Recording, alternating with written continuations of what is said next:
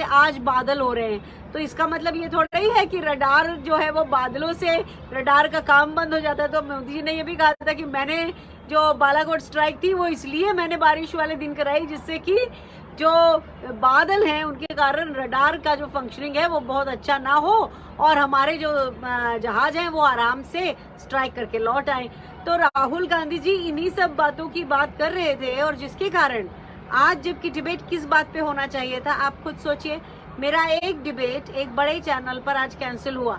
वो करना चाह रहे थे भारत की महिला पहलवानों पर, क्योंकि कल हमने जब बात की थी उसके बाद जो वर्ल्ड रेसलर्स एसोसिएशन है, इंस्टीट्यूट है, उसने भारत को ये कहा है कि या तो आप महिला पहलवानों के साथ जो मुद्दा है उसकी जांच जल्दी से जल्दी कराएं, नहीं तो हम रेसलर्स फेडरेशन ऑफ इंडिया को भंग कर देंगे। अब मुझे ये कहना है कि रेसलर फेडरेशन ऑफ इंडिया को तो एक तरह से सरकार ने भंग ही कर दिया है। हाँ, उसका जो ब्रिजभूषण शरण सिंह है उसको सरकार ने वहां से अपने पद से नहीं हटाया, लेकिन कुश्ती महासंघ को भंग किया है एक तरह से उसे बचाने के लिए। तो जबकि डिबेट होना था इस मुद्दे पर, सारे चैनल्स को लगता है ताकीद की गई है, लगता है उनके पास आदेश आया है कि जो आज की चर्चा होगी वो इन्हीं मुद्दों पर होगी और पहलवानों की प्रोटेस्ट पर नहीं होगी। तो इस लोकतंत्र को हम इस कदर बदलता देख रहे हैं, क्रूर होता देख रहे हैं, क्योंकि हमें जिन लोगों का शासन मिल रहा है वो कुंठा से ग्रस्त हैं और अपनी कुंठाओं के कारण वो राहुल गांधी जी के दिन भर पीछे पड़े रहते हैं। मेरे उनसे कई सवाल थे आज, जिसपे बातें मुस्लिम्स पर भी हुई, बातें और चीज़ों पर भी हुई। तो मैंने ये पूछा उस चैनल से कि भाई आपको ये क्या प्रॉब्लम है, आप सेलेक्टिवली राहुल जी का कोई ना कोई भाषण ले लेते हैं, आप ये क्यों नहीं देखते कि प्रधानमंत्री नरेंद्र मोदी जब जब बाहर जाते हैं तब तब वो प्रवासी भारतीयों से भारत के पहले के भारत के बारे में काफी कुछ गलत बोलते हैं, ऐसा बोलते हैं कि इससे देश के लोगों को शर्म आती है।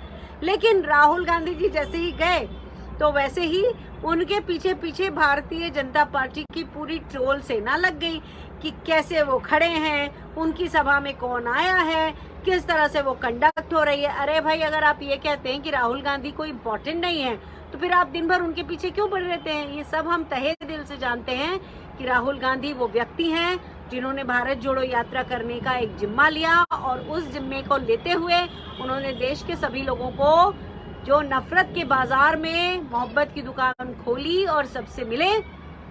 और अब उसके बाद आपने देखा कि वो ट्रक ड्राइवरों से मिले, वो जाके जो चाट वगैरह बेचते हैं ऐसे खोमचे वालों से मिले, वो स्टूडेंट्स से मिले। राहुल गांधी जी भारत की आत्मा से साक्षात्कार करते जा रहे हैं और नरेंद्र मोदी जी धीरे धीरे लोकतंत्र को राजशाही में बदलते जा रहे हैं और पूरा देश ये होते हुए देख रहा है। लेकिन देश को एक मौका मिलता है और वो मौका होता है अपना मतदान करने का।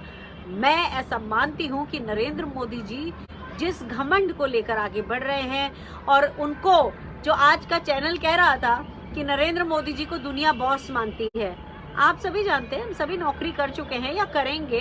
बॉस तो हम ऐसे भी कह देते हैं, अपने अच्छे दोस्त को कहते हैं, ओ बॉस ये करो।